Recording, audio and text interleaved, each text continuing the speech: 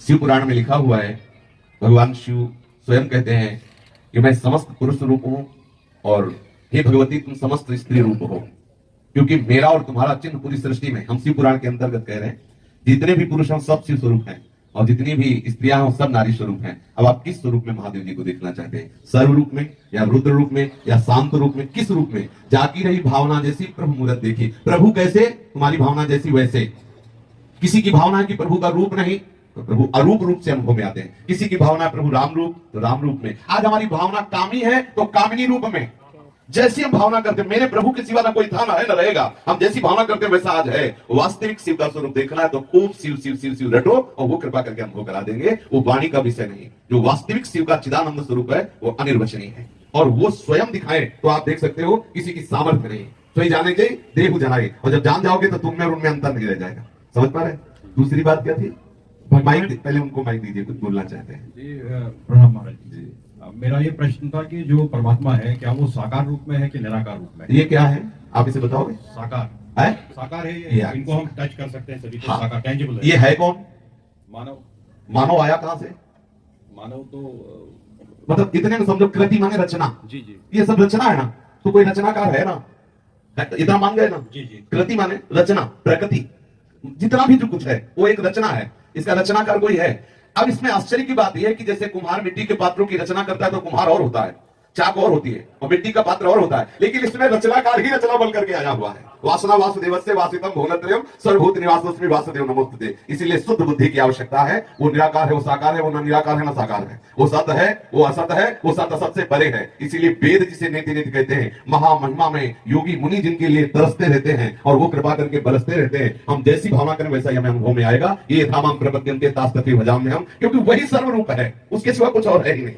ये बात समझ में आ रही है? जी आगे महाराज जी, जैसे हम ध्यान लगाते हैं तो ध्यान लगाने के टाइम में हम क्या ये कल्पना है, जैसे हम कल्पना करते हैं कि हमारे भगवान शिव के हाथ में त्रिशूल है, जटाओं से गंगा बहती है और यहाँ पर चंद्रमा है, तो क्या ये हमारी कल्पना है? किसी व्यक्ति की कल्पना रही होगी कि इस तरीके से भगवान? अब इसमें थोड़ा सुधार कीजिए। लौकिक दृश्य को लाने के लिए कल्पना शब्द का प्रयोग किया जाता है और परमार्थिक के लिए भावना का किया जाता है। भावना पवित्र होती है और कल्पना झूठी होती है। कल्पना में हम एक कल्पना कर रहे हैं, वो है नहीं, और भावना में सत्य है, वो है जो आप चिंतन कर रहे हो, ये है।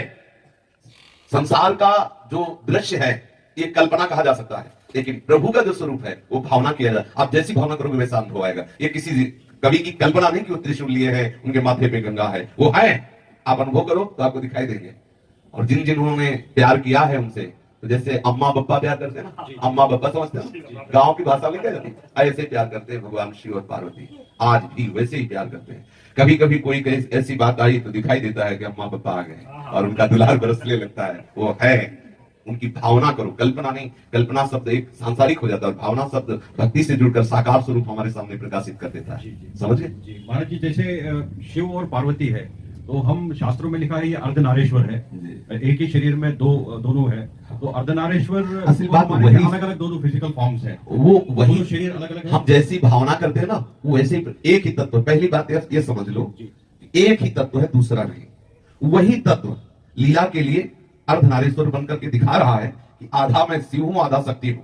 फिर वही अलग अलग होकर दिखा रहा है, देखो ये मेरा पूरा शिव रूप है, ये मेरा पूरा शक्ति रूप है। फिर वही चराचर रूप में होकर दिखा रहा है, ये देखो मेरा वैभव है कि मैं ही चराचर के रूप में व्याप्त हूं। और ये जो बात जान जाता है वो मुक्त हो जाता है, जो नहीं जान पाता वो बंधा रहता है, राग द्वेष और द्वंद्वों में जन्म मरण आदि नाना प्रकार के क्लेशों को भोगता रहता है। समझ पा रहे हैं? भगवान कृष्ण शिव विष्णु राम कौन है? एक ही है। नाटक मंच पे नौटंकी के नाटक में एक ही कलाकार पहले राजा बन के आता है, फिर जोकर बन के आता है, वही सेवक बन के आता है, वही नाना प्रकार।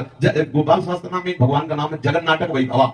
ये जो बड़ा आश्चर्य है, वही दुष्टात्मा बनता, वही महात्मा बनता, वही स्त्री बनता, वही पुरुष बनता, और नाटक मंत्र स्वयं है और नाट्यकर्ता भी स्वयं है और नाटक का निर्देशक भी स्वयं, पूरा का पूरा एक ही वही पिता, वही पुत्र, वही पौत्र, वही सारा। और यह रहस्य रघुनाथ कर बेग ले जाने कोई, और जो जाने रघुपति कृपा तो सपने मोह न होए। यही ब्रह्म ऋषि महात्मा जन जान गए तो जीवन मुक्त हो गए, और संसारी यही नहीं जान पाते तो लाठी चलाते हैं, मेरे भगवान बड़े तुम्हारे भगवान छोटे, चल रही लाठी। भगवान तो क्या है, खोपड़ी फूट रही, छोटे बड़े अस्पतालों में गारी गुत्ताल और निंदा स्तुति। प्रभु एक सम स्वरूप सर्वात्म भाव से सब जगह विराजमान है, वही राम है, वही कृष्ण है, वही शिव है। ये तो बहुत बड़ी बात हो गई। वही दुष्टात्मा है, वही महात्मा है। विद्या विनय संपन्ने ब्राह्मणे गविहस्तिनी सुनीच सुभागे चा पंडिता समदर्शिना।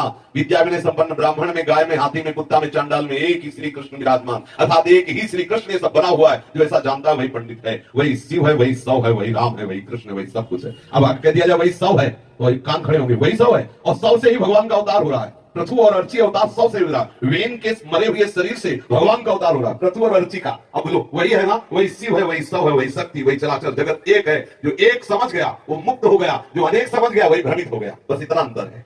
वही सब रूपों में वही राम है, वही कृष्ण है, वही शिव है। जहां आप अपने मन को लगा दो वही सबसे बड़ा है, और उसी का सारा बसारा है। शिव पुराण देखो तो सबसे बड़े शिव, देवी पुराण देखो तो देवी, भागवत देखो तो सबसे बड़ी देवी, भागवत देखो तो सबसे बड़े कृष्ण, गरुड़ पुराण जहां जो देखो, गणेश जी का देखो सबसे बड़े गणेश, क्योंकि वही सबसे बड़ा तत्व सब रूपों में खेल रहा है। तो कोई कहीं कोई छोटा है नहीं, और हम सब बड़े बनना चाहते हैं, नहीं बने। जिस मार्ग में चले हम सबसे बड़े बने, क्यों? क्योंकि सबसे बड़े का है, इसलिए सब बड़े बनना चाहते हैं। क्योंकि ये लक्षण है, पिता का लक्षण पुत्र में आता है। सबके हृदय में रहता है मैं टॉप पे पहुंचूं, क्योंकि टॉप वाले का है, सबसे टॉप जो है उसी का है, इसलिए सबके अंदर ये रहता है। मैं अगर चोर भी बनूं तो टॉप का चोर बनूं, बदमाश बनूं तो टॉप का बनूं, बालाजी बनूं तो टॉप का बनूं, विद्वान बनूं, क्यों? क्योंकि टॉप